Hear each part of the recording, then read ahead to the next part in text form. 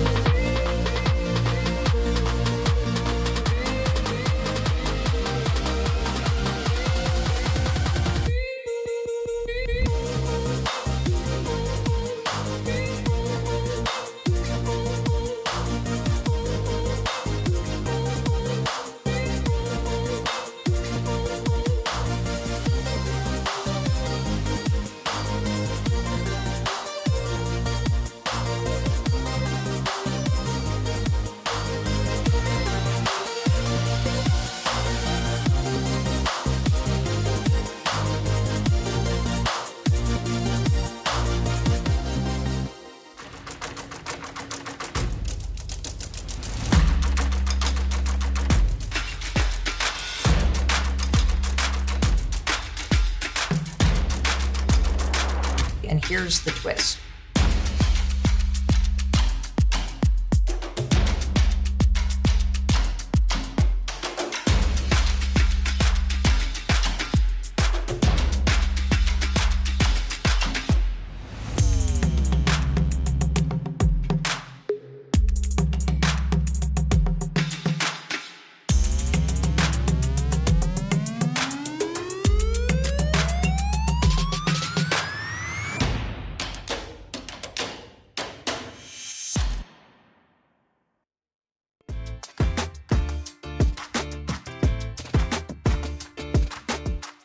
Hi, everyone.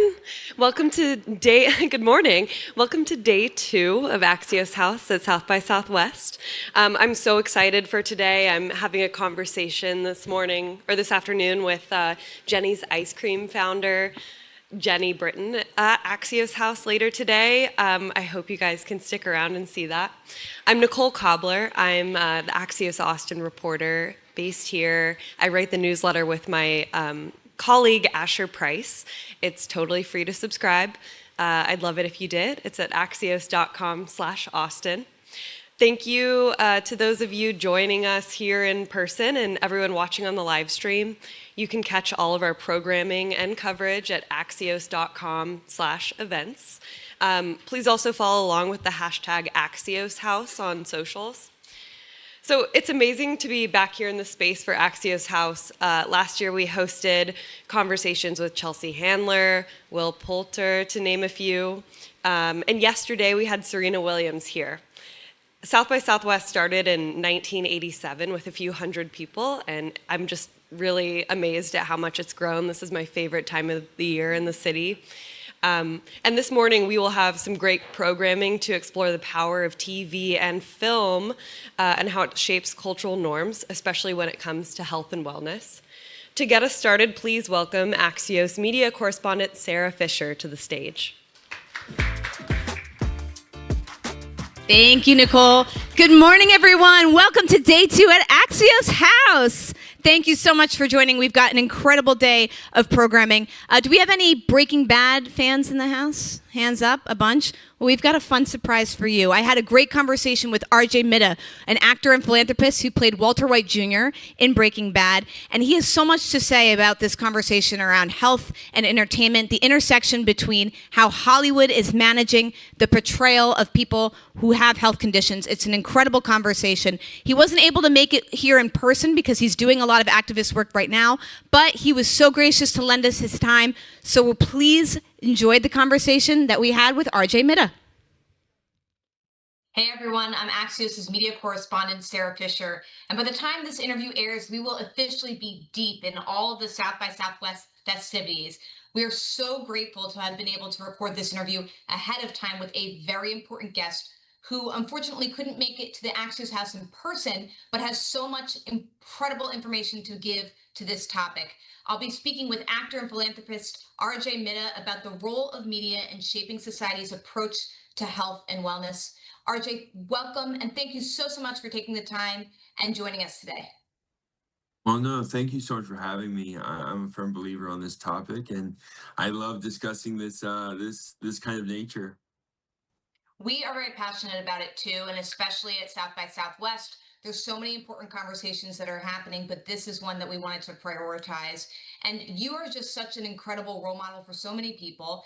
You had a huge breakthrough role with everything with Breaking Bad, and I wanted to just get your, take on what Hollywood gets right about people with disabilities, casting them in roles, and where do you think Hollywood gets it wrong? Yeah, I mean, we're all human. We all make mistakes. But I think where we've got casting people with disabilities and casting people with accurate representation, I think where we are grabbing it is correctly is from lived experience, from working with other writers with disabilities, working with people of diversity. The more conversations we have, the more exposure that we have to people in general gives us a better understanding of lived in experiences. I think where we fall short when we are creating these diverse characters, when we're creating characters that aren't just a trope or a gimmick, but lived in is just the lack of exposure, the lack of knowledge behind it, and utilizing people's diversity, utilizing people's disability as a tool to make the story go further, versus where it's a character who happens to have a disability, not just the disability being the character. Yes. And to your point on using this as a tool to help speak to more people, do you think for people with disabilities who are watching these shows, do you think it feels authentic to them, or do you think that they still feel like this is, perhaps just kind of like a checking the box or a marketing thing? I think there's a fine line in the reality of that situation. I think some people, that's the only representation they got. That's all they see. And then I see on the other hand where it's inaccurate. It's not a true reflection of what people are or what that disability or what that person lived through. And then it's thrown away. And again, utilized as fluff for the story, not for the character's growth in itself. But sadly, we don't get a lot. Yeah. Well, when you see a show or a film that in your mind, gets the portrayal wrong, what is the real world impact on actual people when that happens? I mean, it's a negative impact. I mean, it's a huge negative impact when you feel misrepresented. I think that hurts most of all when you see someone that has what you may have or may not. Like, it hurts to your soul, and I think that affects people in a negative connotation so much stronger than just a bad show. You get outrage, you get this deep down hate, and I think we have an obligation as filmmakers to do our best to show transparency, to show this realism in our characters, not just because they have a disability or diversity or whatever that is, but just for the story's sake, for the community's sake, and for making a better piece of art. And what does that look like on screen? Does it mean that they give you more flexibility to speak to your experience in the script? Like, how do you portray that better? I mean, I think that goes before you're even on set. I think this starts with conversations way before you're even casting. I think, accurate casting is always something I fought for, and more opportunities for actors with disabilities and people of color. I think it's one of those things where it starts in the writing room. It starts when you're creating these characters of diverse nature, and you have something in mind for that character to do your research, to be involved in the community, to hear from people with lived experience, especially when you're writing stories that do represent other people. You have that obligation, and as a director, having vision. It's so important to have a vision to be able to see it. But when you've never been exposed to people with diversities, with disabilities, you have this idea of what you think they can and can't do. And again, that's up to you to learn, because anyone is capable of anything. It's about working hard, it's about putting it out there, and it's about showing what we are truly capable of with or without a disability. Yeah, it's very helpful to hear you say that the onus is on the people who are making this art, because I think oftentimes the question is like, where does the responsibility lie in these accurate portrayals? And just hearing you say it's got to start in the writer room is really powerful. I cover media for Axios, and one of the things that we've been tracking, a big trend, is these big entertainment conglomerates that are getting into streaming. They're going global, or they're already very global. And I'd be curious to get your perspective. We put so much pressure on Hollywood to do more portrayals and accurate portrayals and authentic casting. Where does, our Hollywood compare to portrayals around the globe when it comes to portraying people with health conditions or disabilities? Are we ahead of the game? Are we behind? I mean, England has always been a great example of being ahead of the game when portraying people with disabilities. I mean, look at what Channel 4 has done over the past many decades now of having and hiring people with disabilities and diversities. I think as far as we are in a global scale, media has shifted drastically from when I started and became a member of the Screen Actors Guild in 2006 to where we are today with this mass media relationship. I think it's not about being ahead or being behind. It's about we have to raise the standards of art. We have to go back to not just how quickly can we pump out media, but how can we refine what we have or what we have now? What can we refine in our craft, in our art, in our community, and how can we highlight that to bring it to a higher level of not just a diversity label, but just actors and actresses working together, working in the communities, writers actually having the time and not just trying to sell a script, but make a show or a movie. Yes. And in terms of just trying to sell a script, like one thing I've noticed is that mental health, it's become something where more people are speaking out about it, and, other physical health and disability conditions as well. And a question I have for you is like, how do we ensure that we are accurately portraying the struggle of certain individuals without sort of normalizing this as, well, everyone has something? Well, you can't really. Like it's not something that you can just create a formula for and put out there. Everyone struggles. I'm a big supporter of men's mental health and mental health in general and raising that awareness because it affects we are all affected by something in our lives. But as far as portraying it and putting it on screen, I think there is a risk in anything on not just on this topic, but making a movie, making a show, you don't know how it's going to be received, be it positive or negative. I think sometimes bad examples help push the good example of what we look back on and we're like, we don't want that anymore. We don't want that type of representation.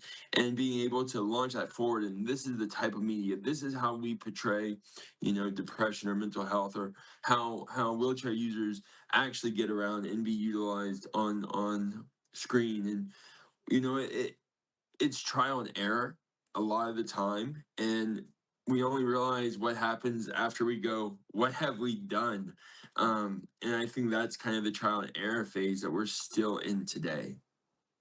Totally agree with that. And to that end, we keep asking ourselves, I'm based here in Washington, the what have we done when it comes to social media? Because I know right now when we think about entertainment, we're talking about Hollywood, but TikTok is just as much an entertainment platform as your local box office. And so the question to you is, are we doing enough to ensure that on social media, there are also accurate portrayals of what disability looks like, what the community is like? Is that become a place where people can authentically represent what's going on, or do you think it's distorted there as well?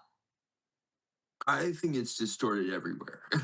I think it's kind of a blend and merge of truth and realism with distorted facts. And it's hard now more than ever to see what's real and what's not.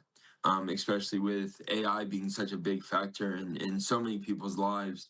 I think we all have an obligation on ourselves to give the truth, to portray the truth, and to not murmur and flood the market with nonsense, but refine it again. Right now, we're in this massive gold rush, right? I view it as a gold rush of media, where everyone is pumping out media constantly, and it's to get the numbers, to get the views, and people are becoming products on this media versus just this is my vacation or this is no longer about showing something. This is about a business and an industry, and it's a I don't have all the answers for that. That's something that I'm still working on trying to figure out myself. Media scares the living hell out of me sometimes, but I understand the importance of it as a tool and to utilize it properly. But that's on every single individual. That not one group can change the world, but with accountability and transparency, and our own accountability and transparency, we can set standards. It's so well said. And RJ, one thing I really appreciate, we have a lot of creators who are in our audience at South by Southwest who are documentarians who are making their own films. And just hearing what you said about it starts in the writing room, in the writer's room, I hope that that's a takeaway everyone here can walk away with. RJ Mitta, thank you so much for your time. We appreciate it. Thank you so much for yours. Have a great day. Have fun. Thank you, you too. Thanks. And up next, we have Axios' editor-in-chief, Nick Johnston. I'm going to toss the virtual mic to him for our next segment.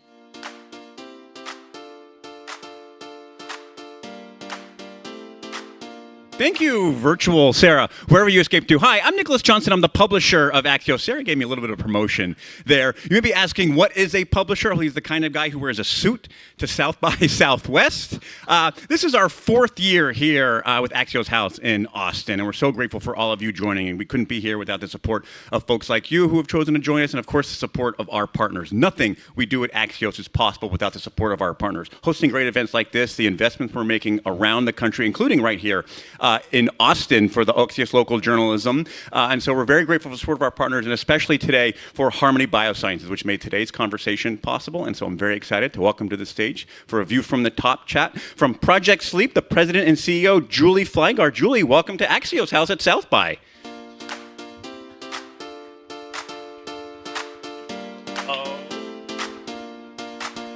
Let's start big picture. We're sharing some information here in the room, but for people who haven't a chance to read it yet, take a step back and tell us about Project Sleep, the Hollywood and Sleep initiative, and why that's so important. Yeah, so this story really started for me when I was 21 years old. I was living in my first grown-up apartment in Boston, and one of the first nights I lived there, I woke up and saw a man open my bedroom door and rush at me with his arms stretched out towards my neck like he was about to strangle me.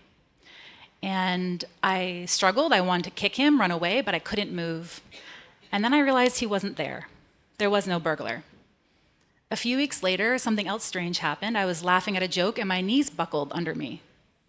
I thought, that's strange. And that kept happening. And also I started law school at age 22, and I was having a lot of trouble with law school. I thought maybe I just wasn't meant for law school. It's just not how my brain works, right? So I'll spare you all the doctor's appointments and it's talking to different doctors and asking them about some of these issues. But eventually I found the word narcolepsy. And I thought, narcolepsy? I couldn't have that. That's a joke about someone falling asleep when they're standing or in the middle of a conversation. But then I read the real symptoms of narcolepsy. I saw hallucinations around sleep, just like the burglar. Times like emotions cause muscle paralysis, like my knees buckling, and excessive daytime sleepiness, which I had been dealing with for about 6 years at that point. Now, I didn't know where I got the impression that narcolepsy was a joke about falling asleep when you're standing or in the middle of a conversation, but I was really validated to go to a neurologist, a Harvard neurologist, who said that my sleep study results were so fascinating. I'd gone into REM sleep so quickly in all of the naps during this 24-hour sleep study, they couldn't wait to show his residents what the results of my sleep study were. And I remember thinking, like, I want to be a good law student, not like a great neurological It's a weird case thing study. to win, right? I know, right? But if you're going to be like good at something, this would be great, I guess. But you know, at least in that one little tiny doctor's room with that neurologist, this was all very real. What I wasn't prepared for was walking out of that room where really narcolepsy was just a joke to people. And it took me a while to like think about that more and more and think, where did this come from? I didn't know anyone with narcolepsy. So, you know, I'm just curious of a show of hands, does anyone here like know someone in their personal life living with narcolepsy, like a friend, a colleague? Okay, a few people. Now, have you ever seen, now you have to be honest, something like Rat Race, Deuce Bigalow, Male Gigolo? Have you ever seen SNL, Modern Family? Any of those kind of shows? Anyone? Okay, so you maybe don't remember, but there are particular episodes of those shows that feature caricatures of narcolepsy. And it's so subconscious, but those portrayals can really, really be very important.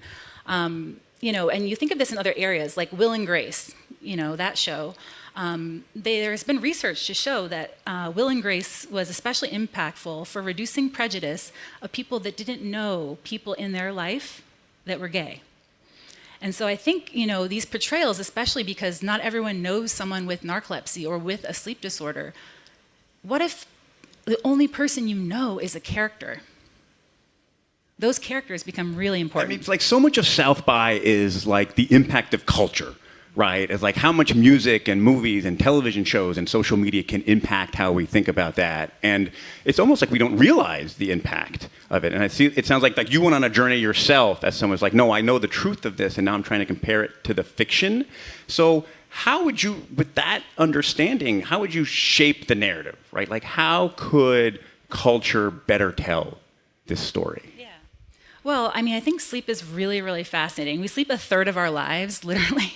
We don't do anything else more. But because we're not conscious for it, we're not really aware of what happens. So, you know, we don't wake up in the morning and say, oh, sleep, what were you up to? And sleep would say back to us something like, oh, well, while you were unconscious and dreaming, I was cleaning out your brain trash and I was, you know, growing your muscles for you. And you would probably be like, oh my God, thank you for doing all these very cool things for me. So we're not really aware of it. But you know, what's interesting though is that sleep has become like a little bit more in the media. I think it's a lot of tips and tricks for sleep. We're wearing health trackers, like yes, I've got one. Yeah, biohacking and sleep optimization and sleep maxing. This has become really trendy in media, and there's all sorts of products on social media that are ready to sell you a better night's sleep, from gummies to pillows to all sorts of things. The problem with that though is that a lot of that, if people are struggling with their sleep, those little products aren't necessarily solutions.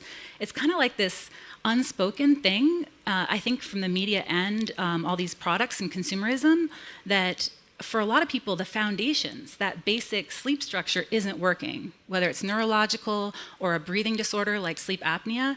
And if your foundations aren't working, it doesn't matter how good your pillow is. Does that mean there's an opportunity here, it seems like, as the culture has started to think more about sleep, even though maybe some of it is a little wacky or pseudoscience, at least beginning that dialogue creates a space where like actual informative science, like actual truth storytelling could step in. Yeah, I would hope so. I mean, so that's the thing that we're trying to do with this Sleep and Hollywood initiative is really try to get like better storylines, more accurate storylines of sleep disorders like narcolepsy and sleep apnea. Real, like for example, if you see a show of narcolepsy, they make it look like you've collapsed over like a plank.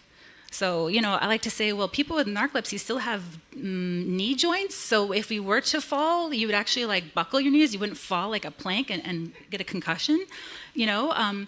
But the thing about that is I think that from all the efforts we've done, I think that people are afraid of working with the community.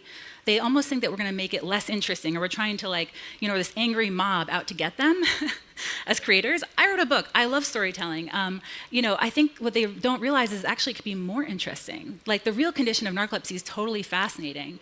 It's not that we're trying to make your show or movie less interesting. And so my favorite example of that is actually from The Simpsons. The executive producer of The Simpsons was at Comic-Con a few years ago, and he teased that Homer was going to get narcolepsy in an upcoming episode, and Marge was going to leave him. So I saw the news about that and, tweeted out at the executive producer, and he actually responded, and he read an article about me, and then he said because it was before that it came out, they changed the episode after hearing about my story and learning more. And we've subsequently talked about that a few times. And so what they did is they changed it because there's this beautiful scene where, Marge does kick him out, and Homer says, I can't believe you're kicking me out because I have narcolepsy. And she goes, yeah, maybe you're not taking it seriously enough. And what he said was that by learning about my story, that he realized he could change it so that the characters would actually stay more in their characters. Yes, she kicked him out, but it was because he wasn't taking it seriously enough. And so by learning about my real story, he actually made it more authentic to those characters. And I think that's what's so cool is often they say specificity, authenticity makes things really resonate. So instead of stereotypes, why don't we get real authentic stories out there, and you'll make the products better. I mean, that's such a fascinating mission here at South by to artists who are creating this kind of culture, is that the story you tell becomes more authentic and engaging if it's real and complicated and based on human life instead of perhaps, the stereotypical idea about it, what you see on SNL. If there is one thing you could say, that you could change, what is the one message to Hollywood that you can give to the creators that are here in the room or watching online? Yeah, I think sleep is such an interesting area, but we need to stop normalizing not normal things, like snoring being funny, people talking about gasping in their night and then thinking that's hilarious, or something like a real neurological condition like narcolepsy. Let's not normalize that. Those are real medical conditions that need to be addressed. And so, just taking a deeper look, looking a layer deeper beyond, kind of like sleep as something that's funny, and looking a little bit deeper, I think will really spark some really interesting and better portrayals. Approaching these as real human stories instead of one-dimensional kind of tropes. Yeah. All right, that's homework for everybody in the room. We're about to get the hook here, but at Axios, we love to end on one fun thing. So if we're talking about Hollywood entertainment, Julie, what's your favorite television show? What's your one must-watch right now? Right now I'm into The Traitors. I don't know if anyone's familiar with The Traitors. I love that they start the show and everyone says that they are so good at telling if someone's lying or not. Everyone's like, oh, I can tell when someone's lying. And then the whole show, they don't It's just know. everyone lying and no one realizing it. All right, there's a guilty pleasure to take a look at later on today. Julie, thanks you so much for being here, for Project Sleep, for being a part of this. Huge thanks to Harmony Biosciences for making this entire conversation possible. And we're going to bring up a big finish, my colleague, Eleanor Hawkins. Thanks, Julie. Thank you.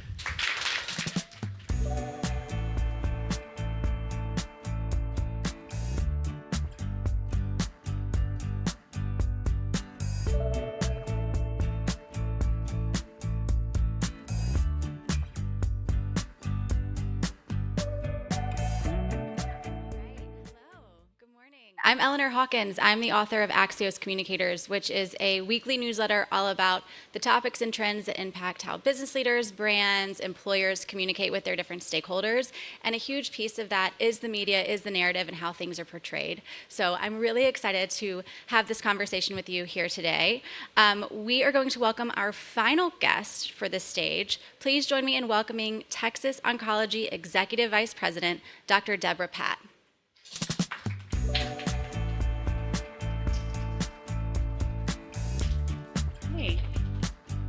Thank you for being here. Like I said, this is such an important conversation, and it's one that I'm really thrilled to have here on the stage with you. I want to start big picture and kind of talk about how you're seeing media narratives shape the understanding around illness, specifically around cancer. Thank you, Eleanor, for having me and Axios. It's really important, actually. I see that there's a lot of sort of drama and fear around medical conditions portrayed in the media. And I feel like in today's environment, we have enough geopolitical drama that it causes a lot of fear-based decision-making, I think, as people interact with their health and their healthcare and their healthcare providers. I guess what I would like to see is a focus on the things that really make a difference in people's health and healthcare, because for a number of reasons. One, because being preventative, doing things like making sure you protect your sleep, like Project Sleep emphasizes, making sure you're eating well, exercising, and seeing your doctor regularly are like the important things. But also, I think when you dramatize illness or don't portray it, it conveys a lot of fear to individuals. And when people go through illness, we want them not to have fear-based decision-making, which is impulsive. We want them to have logic-based decision-making. And the truth is, for many things, especially in cancer, slow and steady saves the day. Getting screening for early detection, making sure you're practicing prevention, engaging with your doctor in important ways are really the best ways to have the best health outcome. It's interesting because you have to strike this balance between dread around the diagnosis, but also hype around the potential trials, potential innovations. So talk to me a little bit about how you recommend balancing that responsibly. Yeah, I think that it's really important to become educated. And that's the best way to manage I like to call it the asymmetry of information between healthcare providers and the patients that we serve. And I would love for us to collaborate better with media to partner in that regard. There's a wonderful book by Daniel Kahneman that's a favorite of mine, Thinking Fast and Slow, that talks about this fear-based decision-making. And as a breast cancer specialist, along with my partners, I see patients every day with new cancers, and they all have fear in their eyes, right? It's like a deer in the headlights. And it's my job to try to inform them and to tell them about all of the things they can expect so they can see that road ahead and how we're going to get past this in the future they have. Because the truth is, for most patients, the dream of modern cancer therapy is to have disease controlled and not to have cancer therapy dramatically impact your livelihood. But for most patients, when they come to a cancer diagnosis, that's not what they expect. Right. They expect drama. They expect that it's either they're going to die from this or they're going to be miraculously cured. But many patients actually have many chronic illnesses like cancer, like MS, that they manage chronically and effectively and live their lives. And that's really the goal. It really does require so much human attention. And nothing is more personal, right, than health.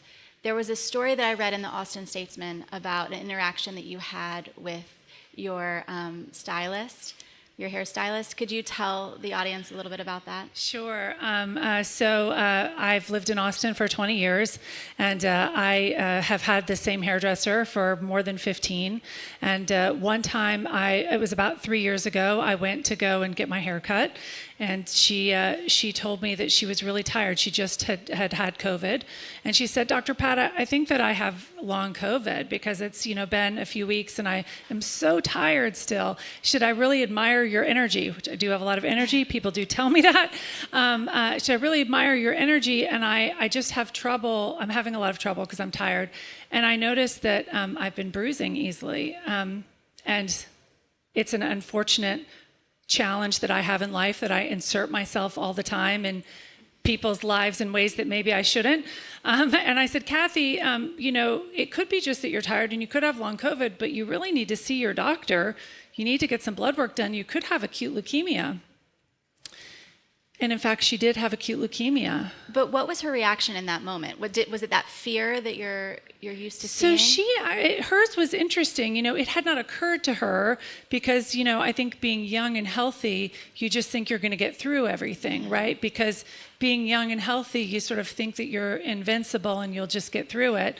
But she did take my advice and go see her doctor, which I think she probably wouldn't have done.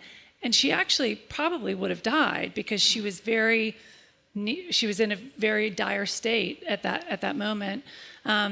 But she did have a very rare kind of acute leukemia, actually, and thankfully has gone into remission and been transplanted. Wow. And recut my hair just a few weeks ago. Lives well, cancer-free, thank God.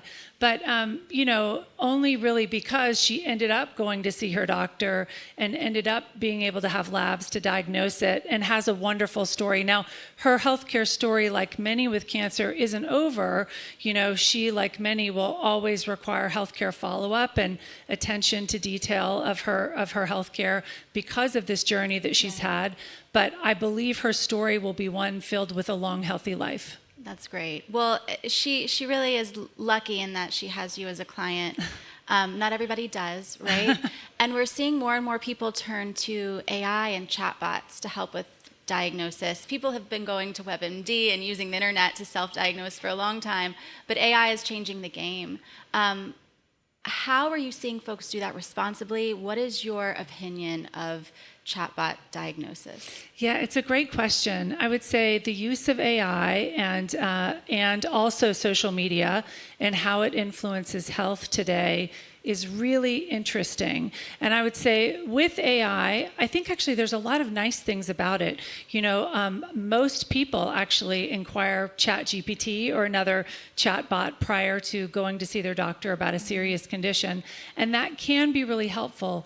But you're always going to be limited both by how you prompt, right? How you ask the question, and also not all of the answers are always going to be entirely correct because they might have their own hallucinations and biases that influence the model. So I would say, by and large, I think it's actually a good thing that patients are interacting and seeking more information, because cancer care, for example, can be really complicated and hard to understand. And if people have a little background beforehand, it can help them understand it better. But it's not sufficient. People do need to close the loop and go and talk to their healthcare provider about the information that they've found. And it's a great way, I think, to begin a discourse with a healthcare provider, which is, I think, is the most responsible way to for patients to deal with what they're getting from social media or what they're getting from chatbots to learn about their illness, is really to then go and speak to their provider about it. Right. Well, and you mentioned hallucinations. Obviously, misinformation is out there. I'm curious how you think about the misinformation that we're seeing, maybe even around vaccines that could help prevent cancer. How are you communicating with patients? How are you seeing patients' maybe temperament change as it relates to this? Yeah, I think that there is a challenge that we have today that's probably more now than it was 10 years ago, about trust in science and about values and social mores influencing medical decisions in ways that maybe they wouldn't before. And I think a great example of that is vaccination. So you think about cancer prevention vaccination and the HPV vaccine. So the HPV vaccine prevents against patients getting human papillomavirus, and also cervical cancer and head and neck cancer. And it's been shown to prevent those things. It decreases the risk of them substantially. But I can remember I was chairing the cancer committee in the Texas Medical Association right when the vaccine became available, and we were trying to come up with recommendations, and it was very controversial because there is a widespread sentiment that if you endorse vaccination of children, then in some way you're sort of condoning promiscuous sexual behavior, which is not at all what a vaccine does. The vaccine is not saying have promiscuous sexual behavior. It's merely a cancer prevention tool.